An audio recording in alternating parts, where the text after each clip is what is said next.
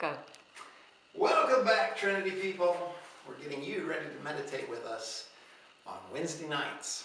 This week, our energy is power. Just like my shirt says, power is not what you want, it's who you are. That's the important distinction that we need to make.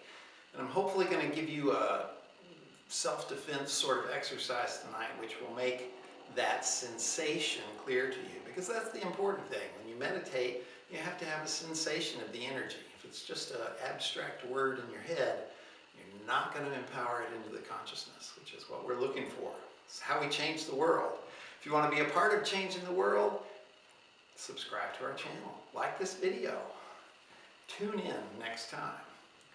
This time, though, we are talking about power, and I want to make it clear that most of the time when people make themselves powerless, it is because they are wanting something from the world or conversely not wanting something from the world. And the way we walk and the way we stand and the way we use our body shows us what we're doing. If you want something, you'll find that the person is often leaning, their head's out, they want something from the world. When there's something they wish not to have in the world, they will tend to stick their pelvis out and kind of scrunch their low back so that they are leaning as far away from the world as possible. These are just signs that you're living in that place of want or don't want. We want you to live in the place of I am. I am this thing. This is who I am. We want you to be comfortable just sort of relaxing and sitting down into who you are, anchoring in the I am. An easy way to do this is to talk about hip placement. This is a very common body manipulation thing. Security guards use it, cops use it, bouncers use it. They'll try and resist. They'll try and push a person and they'll realize that it's not going to go anywhere. So instead of pushing the body, they try and manipulate this shoulder joint. They'll just push the shoulder joint up like that. Resist as much as you can. If I push the shoulder joint up, I can move this person around.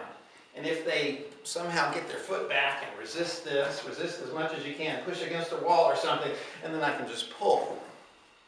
You can move a person around like a rag doll if you use that shoulder joint, either shoving it up into their body or pulling it out from their body.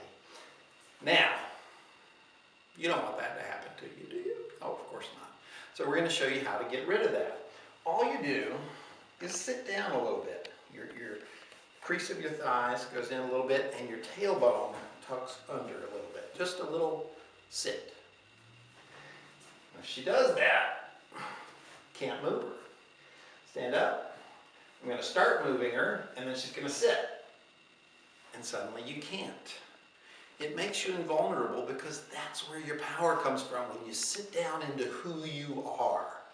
Not what you want or don't want, but who you are. Sitting into that makes your power the thing you're operating from, not your want. So, let's look at this. If I ask Gary to pick that up, it's doable, but it probably is hard, right? Yeah. Lift it. Hold it right there. Oh. Set it down. Now, same thing, but sit. Sit a little bit while you lift it. Easier? Mm-hmm. Yeah. It's really easy to practice. If you have a jug of milk or a water bottle or something like that that you have to move across the kitchen, a pot of noodles, then every time you go to pick something up, just think, sit. Sit into who I am. Not reaching, not withdrawing, just sit. And when you pick up that thing, it'll be much easier. And if you catch yourself not doing it, then make an effort to lock your legs out and lean forward a little bit and then try it and go, oh my God, that's so much harder.